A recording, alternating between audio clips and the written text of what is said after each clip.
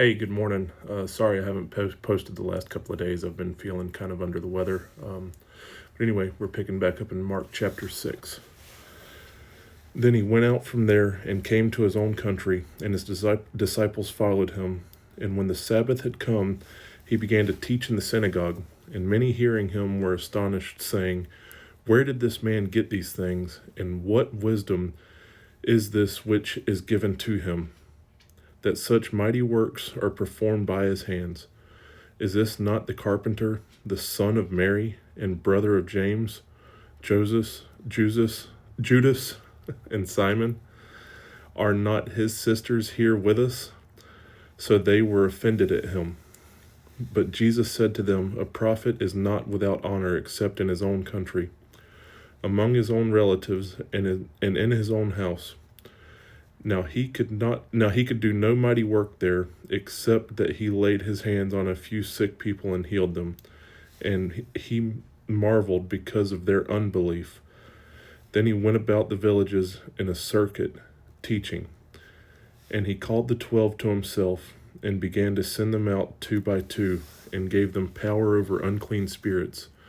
He commanded them to take nothing for their journey except a staff, no bag, no bread, no copper in their money belts, but to wear sandals, and not to put on 2 tunics. Also he said to them, "In whatever place you enter a house, stay there till you depart from that place. And whoever will not receive you, nor hear you, when you depart from there, shake off the dust under your feet as a testimony against them. Assuredly I say to you, it will be more tolerable for Sodom and Gomorrah in the day of judgment than for that city." So they went out and preached that people should repent. And they cast out many demons, and anointed with oil many who were sick, and healed them.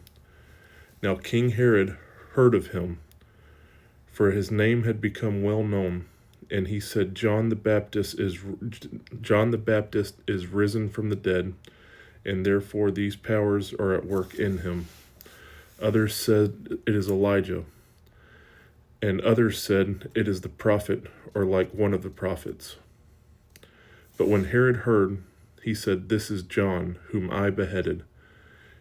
He has been raised from the dead." For Herod himself had sent and laid hold of John, and bound him in prison for the sake of Herodias, his brother Philip's wife, for he had married her, because John had said to Herod, "It is not lawful for you to have your brother's wife."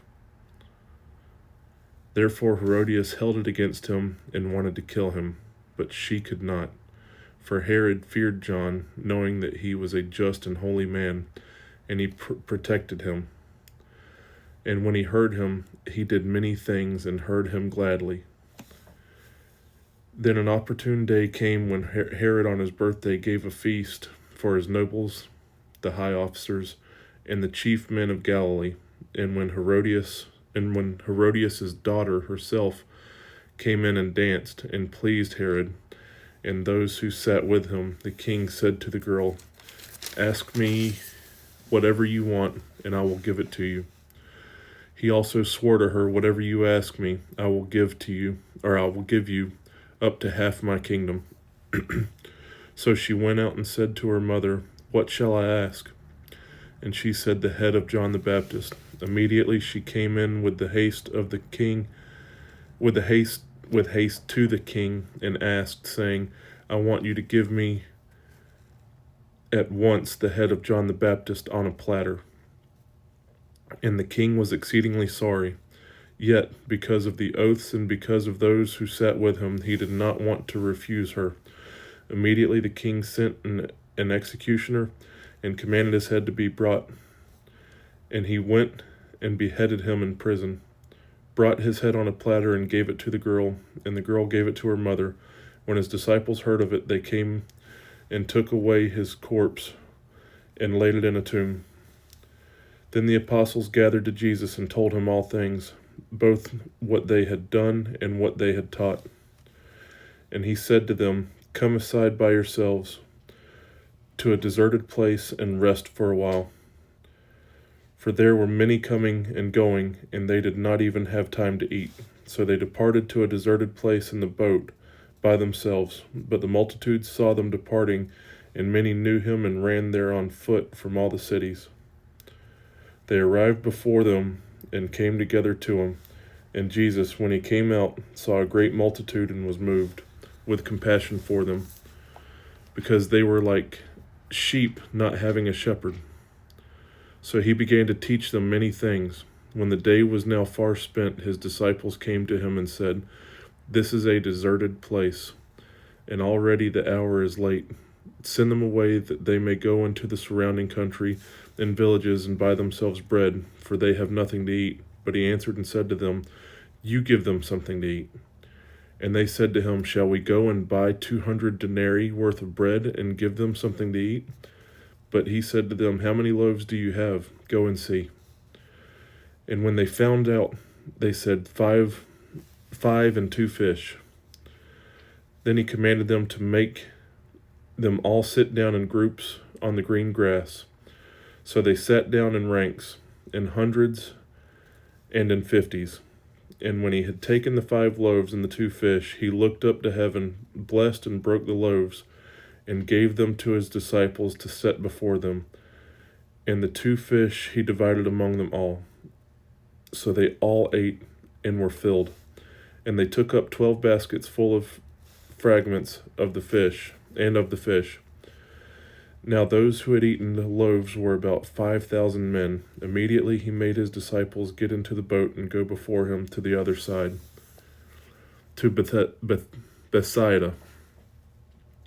When he sent the multitude away, and when he had sent them away, he departed to the mountain to pray.